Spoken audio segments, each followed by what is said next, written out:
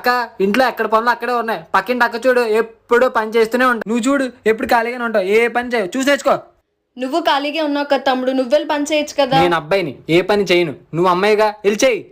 Only అమ్మాయిలే పని చేయాలా? నీ చేత ఎలా పని చేయించాలో నాకు బాగా తెలుసు.